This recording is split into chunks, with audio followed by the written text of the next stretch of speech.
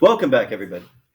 All right, so I wanted to kind of go through the rundown over the next couple of days just to kind of tell you, because, before this snow day, we were supposed to have a quiz on Friday, right? Yeah, so here's what's going to happen. Friday was not, this Friday. Right, we were supposed to have a quiz like this Friday, right? So this was the schedule. So Tuesday was supposed to be section 6.3, which is what we're doing today. Wednesday was supposed to be section 6.4. Thursday we were going to review. And then Friday was supposed to be our quiz, right? And then Mother Nature had other things to say about that. I'm surprised we got a snow day, though. There was so much I mean, there was so much snow, but we had like a whole day. I don't know. Whatever. Hey, I'm not complaining. So here's what we're going to do. We are going to do, obviously today is Wednesday. We're going to do section 6.3 today.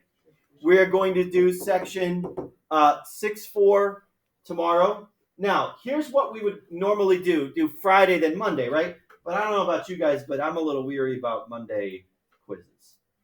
Grades tend to not go so well on a Monday quiz. So what we're going to do is we're going to do this on Friday. And that review, I put in an extra day of review because I got a lot of feedback from you guys that section 6.1 was hard. So we're going to do an exponent property review. Basically review everything that you see on the whiteboard. All of these properties. And I'm going to show you examples of all of them and just kind of go through them one more time. Okay. Then on Monday, we're going to do a quiz review. Okay, so basically going over everything from sections 6.1 to 6.4. Because the exponent properties is really just section 6.1. Okay? So on Monday, we're going to do a quiz review. And then Tuesday, we will take our quiz 6.1 to 6.4. Okay? I'm expecting the grades to be a ton better because I'm putting in an extra review day. So prove me right. Yes. Were you mad because you just did the entire I'm semester? never mad about a snow day. Yeah, but doesn't that throw off? I don't care. I have this snow day eraser that I love to break out. It's this snow day eraser, which is the eraser that I use when I need to change my plans. This is my favorite tool to use in the world. Because that means we got a snow day and I'm pushing things back. So I had to break out my snow day eraser yesterday, which I'm totally okay with. I'm happy to use that. Yeah. So, any questions about the rundown for the next week or so? Okay. Please, as we go along with the rest of this chapter 6, please do your homework. It's really important to really stay on top of those things. All right, so let's rewrite here, okay? Let's go over these 4 problems. Let me ask you, what's the power on 51? Because I said if I'm going from radical to power, I've got a radical to exponent, I've got to know what my power is and what my root is. So what's my power on 51? 1. Yeah. When you do not see an exponent, the power is 1. So this is actually, 51 stays my base, right? The base doesn't change. 1/4. 51 to the 1/4 power. That's what that'll look like. Okay. What would this be? 8 to the 3/5 power. Good. 8 to the 3/5 power. And honestly, on this quiz next Tuesday, whatever that is, next Tuesday, there's just a couple of questions and they look just like this. All I'm asking you to do is rewrite because that's all that you would mainly see on the end of course test. Just rewriting. Also, I might have you just evaluate some. And honestly, that's literally just you practicing putting it in your calculators. Yeah. Is that going to be up there? That would be nice of me, wouldn't it? No, that's not going to be up there. Sorry. You got to learn those. You got to know those. That's why we're spending an extra review day just on this. Okay. All right. 8 to the 4/3 power. Now, for this, there are 2 ways to write it. You could either do the power then the root or the root then the power, like we talked about earlier. All right, so base stays the same. Let's take the power first. fourth power, and now we'll take the third root. Okay. Or the other option would be the third root, then raise that to the fourth power. The third root, and then raise that to the fourth power. That's literally all I'm asking you to do. I would have to give you full credit for either of these two options. Okay. 17 to the 3/5 power. All right, 17 is my base. I could either take the power, then the root, or the root, then the power. Let's do the same thing. Let's take the power first.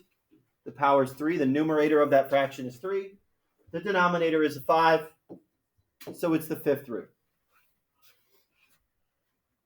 And the other option to this would be taking the 5th root of 17, then raising it to the third power. So order doesn't matter. Then we can take the power, then the root, or the root, then the power. You'll get the same number in the end. I would like everybody to get out your calculators right now and evaluate this. I want you to take the third root of 8, then raise it to the fourth power.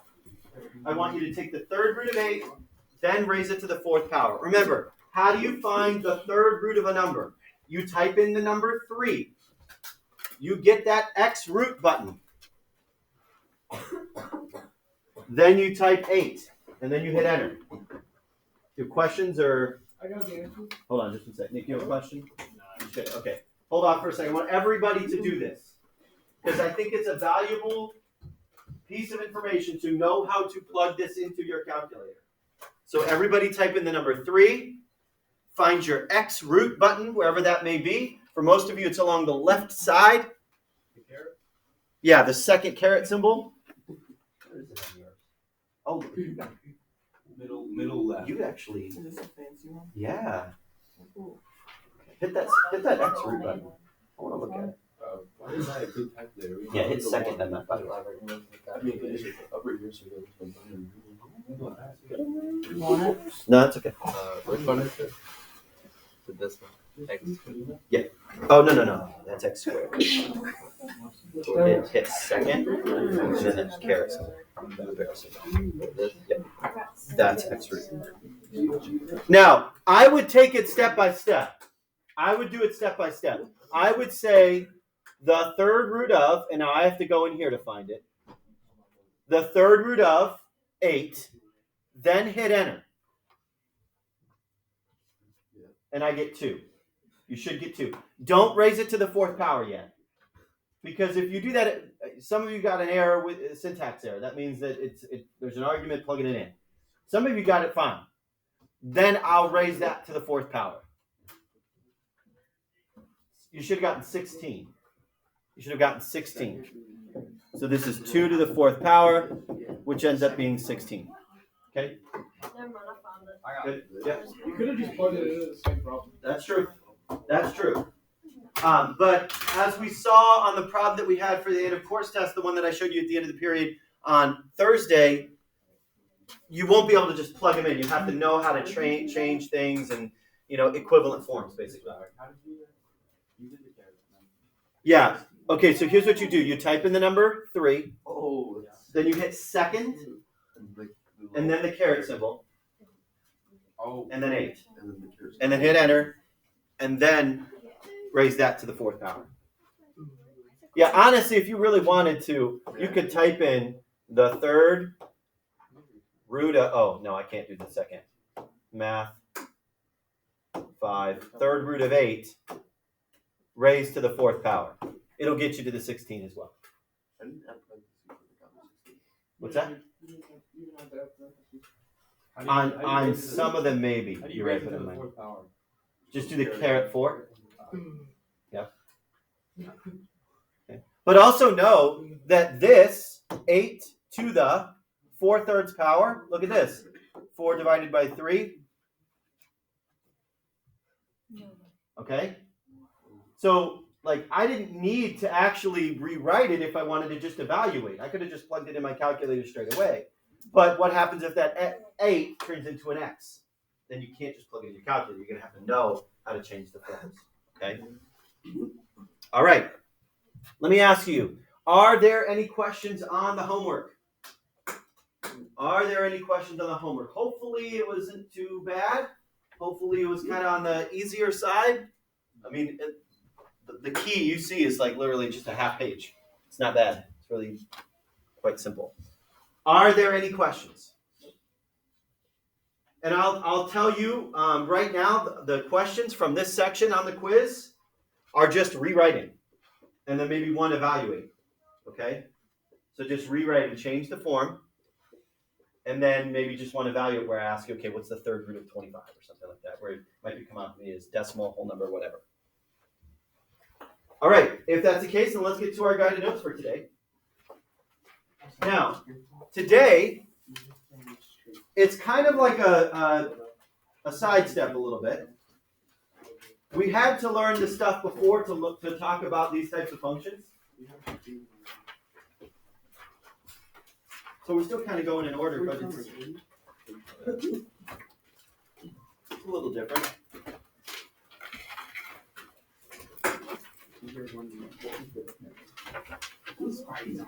Today is the first time you will see what are called exponential functions. Exponential functions. Now, exponential functions are ones that are going to grow or decay very quickly. Functions that will grow very quickly or functions that will get small very quickly. They will grow exponentially. That's where it gets its name. They will grow exponentially. Okay? Now, sections 6.3 and 6.4 are tied very close together. I'm going to reference a lot of things that we will learn tomorrow within section 6.4. All right? Now, section 6.3 is all about just the basics of exponential functions. And what do they look like? What are the key things that you might see? How do you tell what they are based on a graph and a table and a diagram of one or just points, whatever it may be. The equation. How do you tell when you can call something exponential? That's what we're going to look at today. Tomorrow is all real-life application of exponential functions. Because I'll tell you what, exponential functions affect our daily life, especially in these times. Because, I think we've seen things grow exponentially within pandemics. Like, okay, one person gets infected, that person could infect more people, right? And then those people could infect even more people. And then those people can infect even more people. So one person infects two people.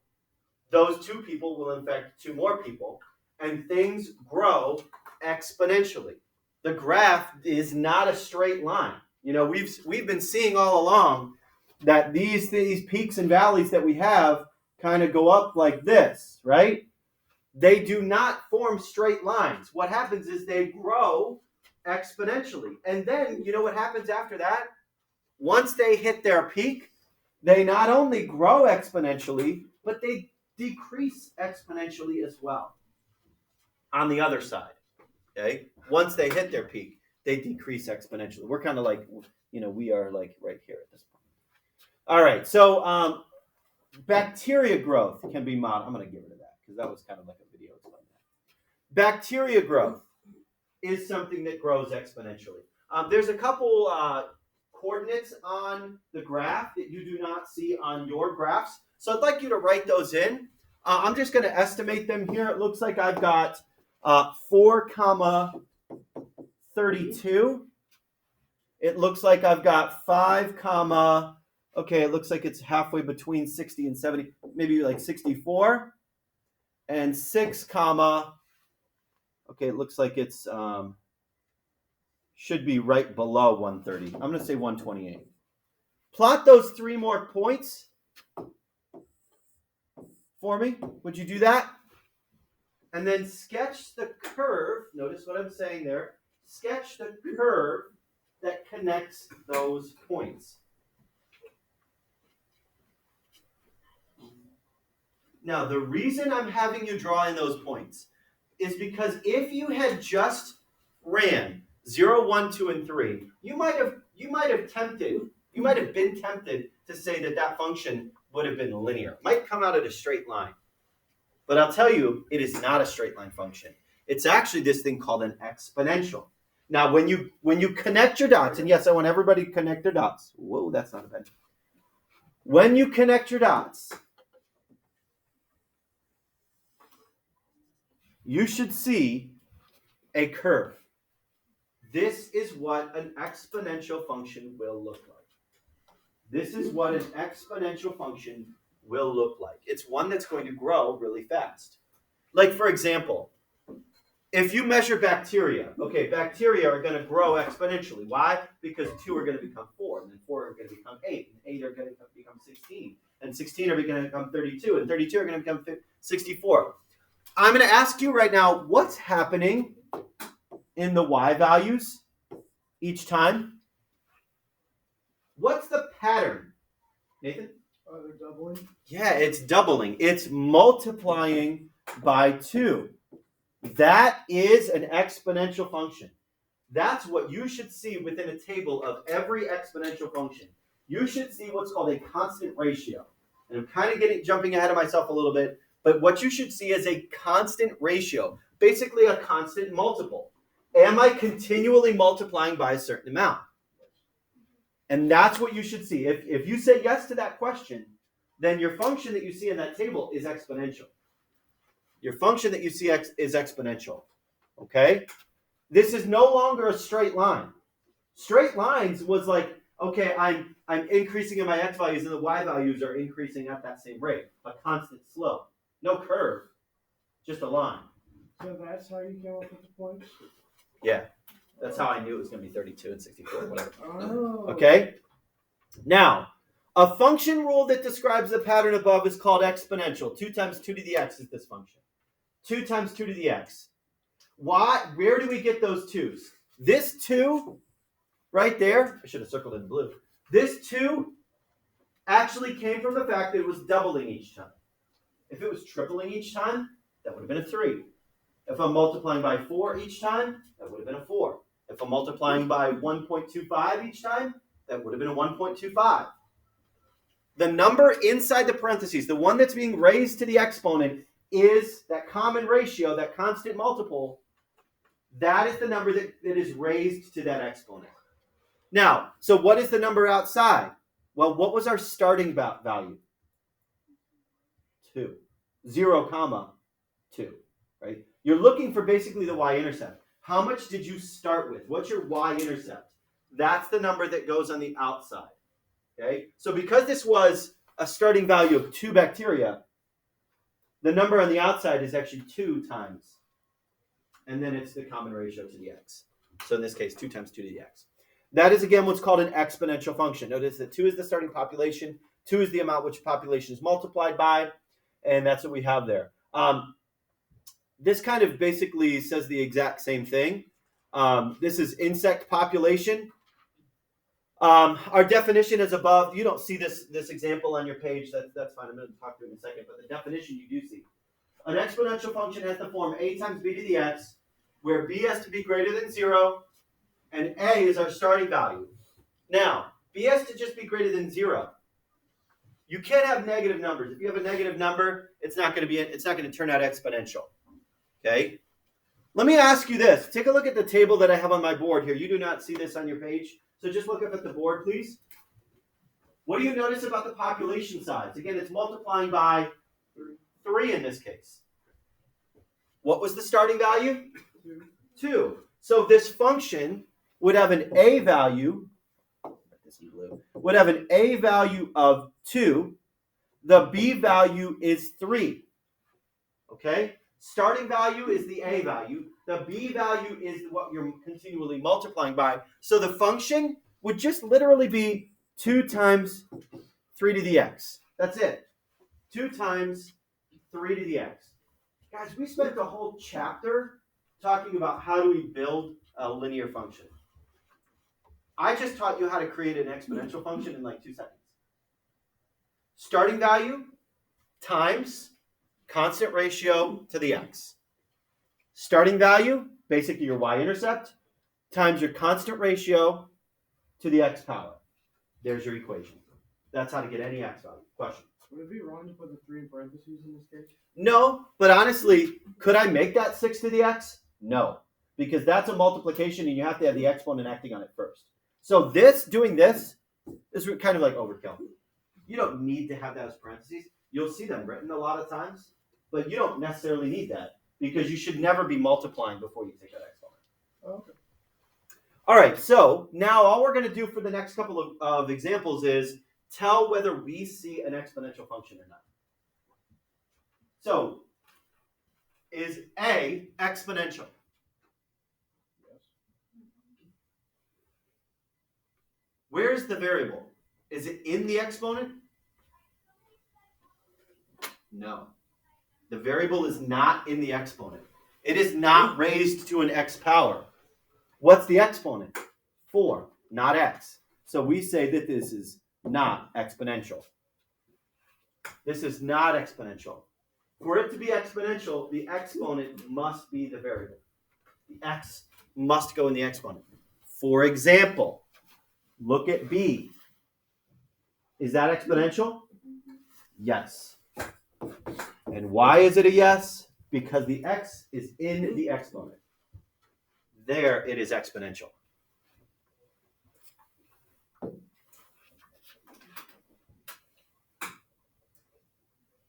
Okay, let's look at C. Is C exponential? Yes. Yes. And I can even go far as to say this. What's my constant ratio? What's my constant multiply? What would I be multiplying by each time? 5. What's my starting value? 0.75. Right? My y-intercept would be 0.75. And then I would just multiply by 5 each time. Okay? Now let me ask you, this is a tricky one. Is D exponential? I see the x in the exponent, but this negative in here says no. You cannot have a number less than 0. Actually, you can't even have 0 because that would turn out as a straight line. Yeah. Yeah. So basically the base just has to be between or bigger than 0. Bigger than 0. All right. Okay, so I've already talked about this a couple of times. You have a question? No.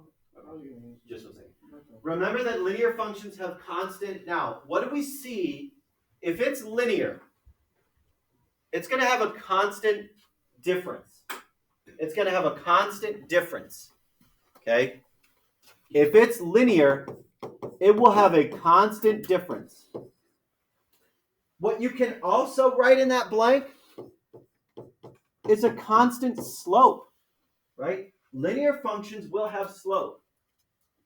Are we going to be able to calculate the slope of an exponential? No, that doesn't exist for exponentials. It doesn't make sense. Saying that's like gibberish. Slope of an exponential, that doesn't make sense. Exponential functions do not have constant differences, but what they do have are constant ratios. Or another way to say that is a constant multiples. That's an R. Sorry for my poor handwriting there. I got a C in my board writing class in college.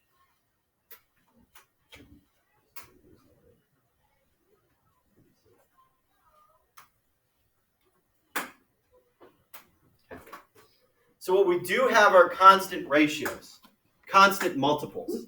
Let me ask you for this one, what's my constant ratio? Times what? 3. Times 3. So constant ratio is 3. Notice that I'm just increasing with my standard x values, right? You should just be going by 1s or 2s or something constant in your x values. But what you should see here is a constant multiple or constant ratio. Okay, what if I want to build this equation now? Well, I know because my ratio is 3, it's something times 3 to the x. What's my starting value in this case? 4, the y value. I don't know why I almost put that in parentheses. That's the equation. If you wanted to build that equation, that's what it would be. 4 times 3 to the x. Starting value 4, base of 3, raised to the x value. Yes, sir. What if the x value is the constant ratio to? Then it's not exponential. Okay. Yeah. If it was like a times 3, then like times 2.5, it's just not exponential. You don't know what it is just quite yet. Even for the x and stuff, x values. Oh, if the x values, yeah, that's really tricky, and I have seen that on the end of course test. We'll talk more about what we do then later. Okay. Yeah. Everyone that you'll see from me for right now It's just the y. is going to have a constant change in x. Okay. All right. So let's talk about that in the tables. The next two examples are, okay, what do we see in the y values? Is it linear or is it exponential? Is it linear? Is it exponential? Or is it neither? So let me ask you. I see the constant change in x, just like Nathan was talking about. Okay, we're going +1 for my x is perfect. That's all I wanted to do. There, get up. Now, what do you see in my y values? Plus, right? I don't see a times, I see a plus. So because I see a common difference, or a constant difference, excuse me, because I see a constant difference,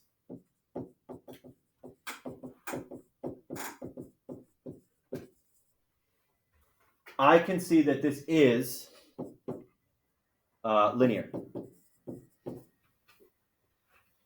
Because I see a constant difference, I can say that this is linear.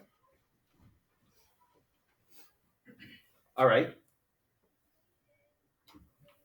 I see a +1 in my x values again. Perfect, good. Don't need to worry about my x values.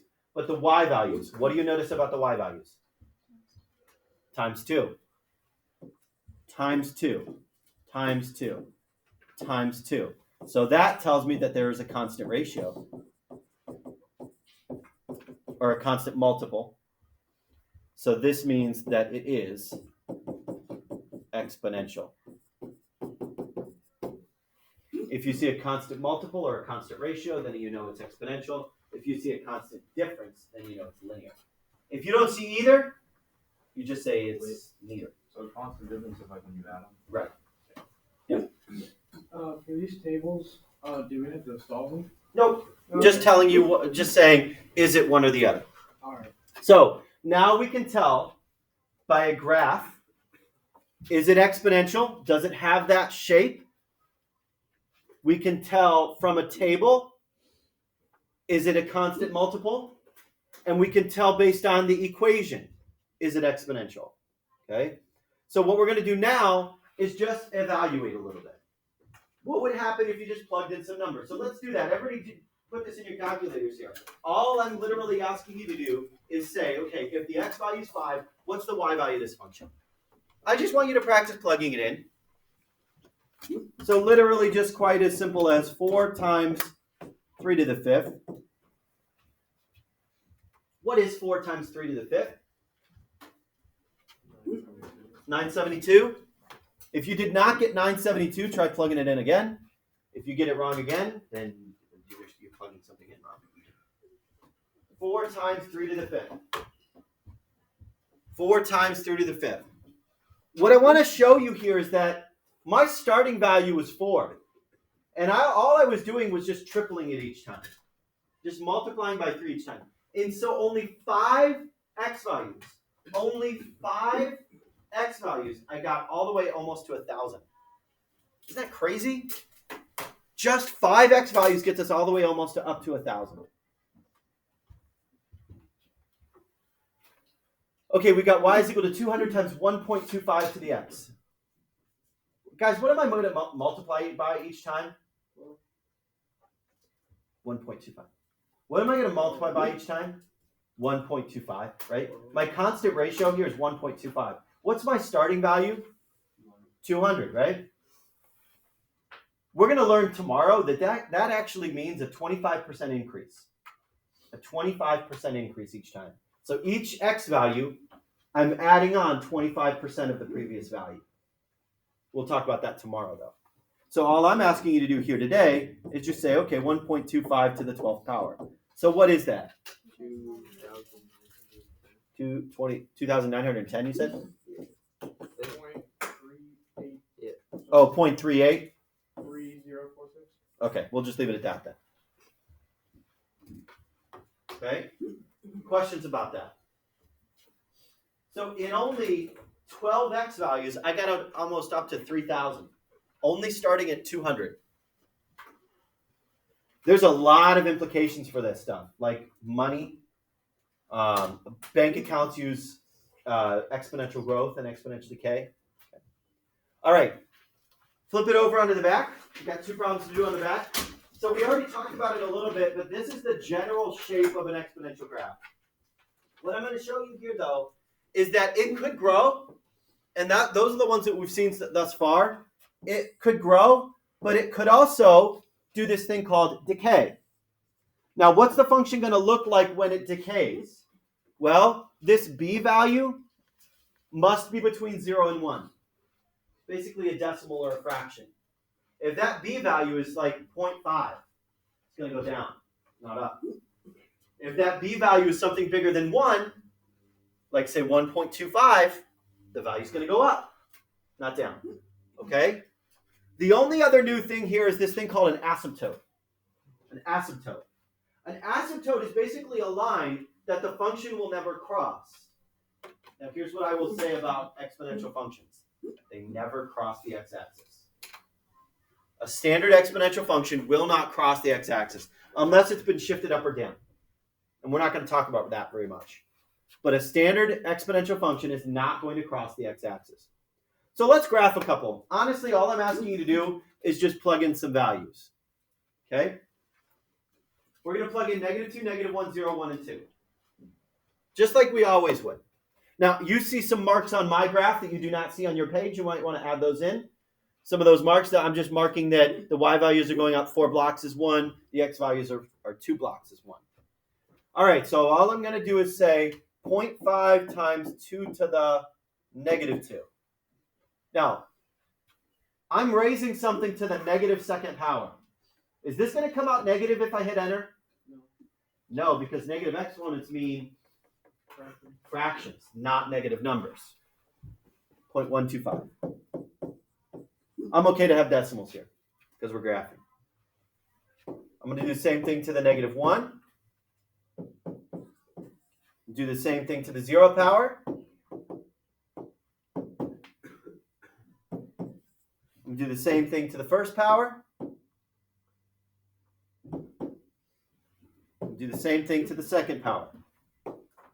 Again, guys, all I'm doing is just plugging in -2, -1, 0, 1, 2. Now let's graph it.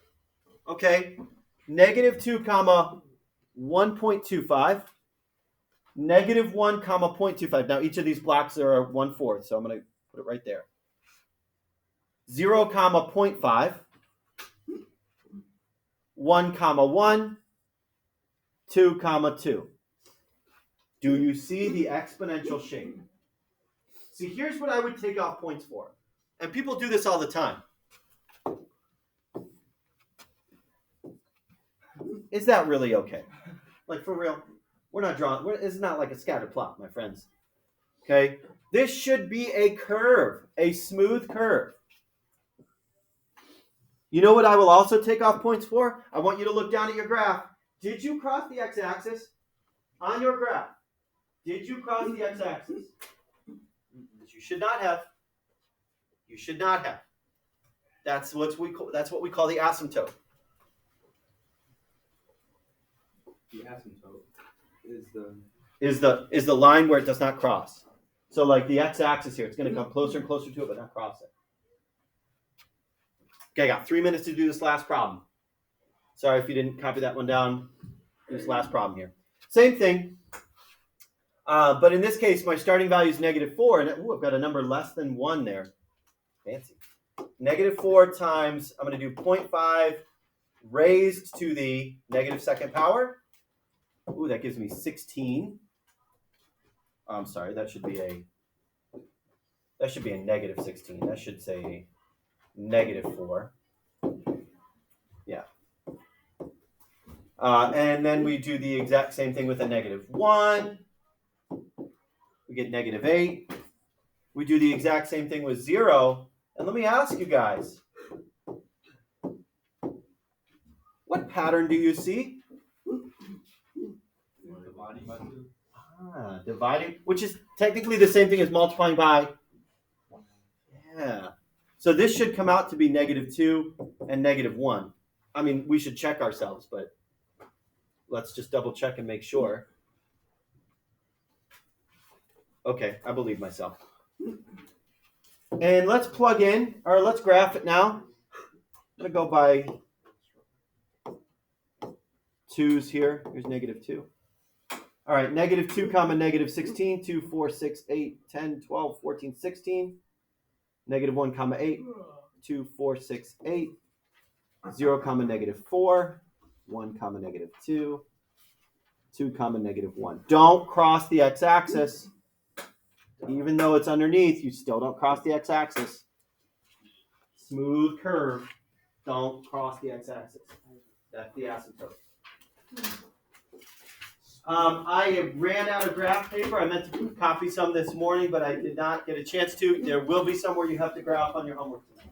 I don't have graph paper. Print some out. Print some out. I I wonder if the school has it. Oh yeah, it doesn't. Get some math homework.